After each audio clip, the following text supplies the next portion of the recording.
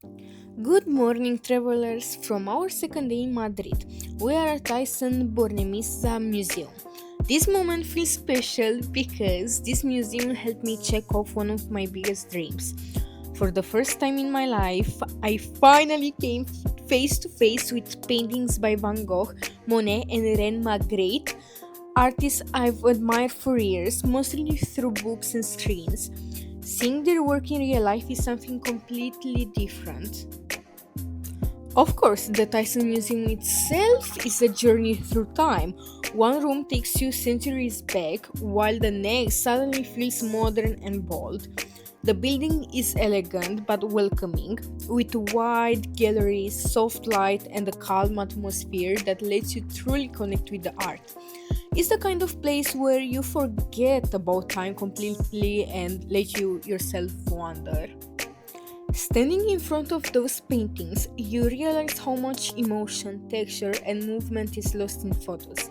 Van Gogh's brushstrokes feel alive, almost restless.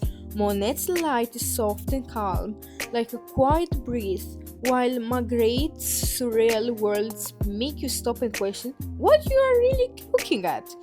You can imagine my happiness when I saw some of their most well known works with my own eyes. It was one of those moments that makes you grateful for traveling. After this incredible start, we headed to our next stop, the Museo Nacional del Prado. And honestly, no matter how much you heard about it, nothing really prepares you for its scale and importance. Del Prado is not just a museum, it's a symbol of Spanish history, culture, and identity. We spent more than 4 hours inside, and even that didn't feel like enough. The collection is overwhelming in the best possible way. Masterpieces by Diego Velázquez, Goya, and El Greco surround you at every turn. Some paintings are beautiful, others disturbing, some deeply emotional, but none of them leave you indifferent. This is a place where art tells stories of power, faith, suffering, and humanity itself. As I mentioned in another vlog, sometimes filming inside museums isn't allowed, and was one of those cases. That's why, my travelers, I couldn't show you the inside of Del Prado. But maybe that's also part of its magic. Some experiences are meant to be lived fully without a camera in your hand. And I promise you, if you ever come to Madrid, this is a place you must see with your own eyes as early as possible in your trip.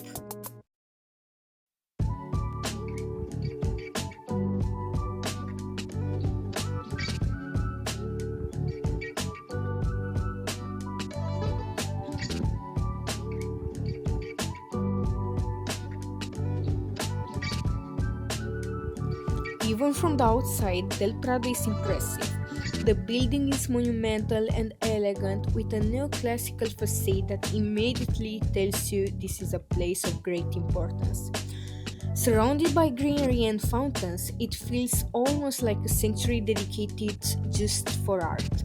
Walking up those steps, you know you're about to enter one of the most important museums in the world. A small but very useful tip: you can buy your tickets online in advance, which saves a lot of time, especially during busy seasons.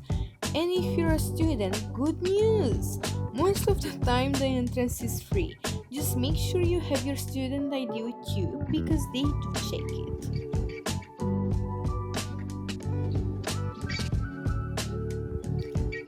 One of our next stops should be Museo Nacional Centre de Arte Reina Sofia, but unfortunately, as I was saying about the student ID, the lady from there didn't let me with the student account I have on my We school could page. enter, but So we we didn't couldn't want to pay enter another adult ticket when she could accept my ID, my online ID one. Anyway, what I've read on internet is that the museum is a former hospital that Reina Sofia immediately stands out through its architecture. The historic stone building is contrasted by modern glass elevators on the outside, a symbol of the museum itself, where the past and the present coexist.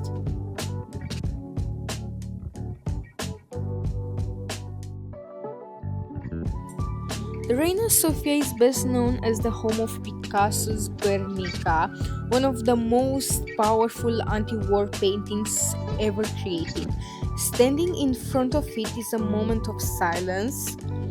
I saw it online. The scale, the chaos, the pain captured on the canvas are overwhelming. It's not a painting you simply look at, it's one you feel. Around it, sketches and studies help you understand the process behind this iconic work, making the experience even more intense. Of course, inside you'll find works by Salvador Dali, Miro, and many others modern and contemporary artists who challenge traditional art and pushed boundaries.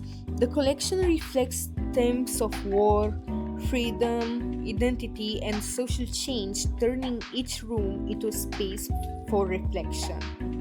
But I looked on the internet, the art there isn't always comfortable or easy to understand. But that's exactly the point, I guess. It asks questions instead of giving answers and encourages visitors to engage with history through creativity. Also, if I'm going back to Madrid, I going to visit the museum even if I have the ID student or not. Because when I saw the pictures on the internet, I felt jealous. I felt bad that I didn't enter, but that lady really annoyed us. So, yeah, it happens in life. We cannot see everything, but this experience it's something else. It's wonderful, really wonderful. Anyway, Madrid is home to an extraordinary trio: Del Prado, the Thyssen-Museum, and the Reina Sofia, each offering a completely different perspective on art. Together, they tell a story that stretches from classical masterpieces to bold modern expression. What makes Madrid truly special is how naturally art blends into daily life. It's not distant or untouchable, it's part of the city's heartbeat. Whether you're standing in front of a world famous painting or watching the city move around you, Madrid invites you to feel, to observe, and to be inspired.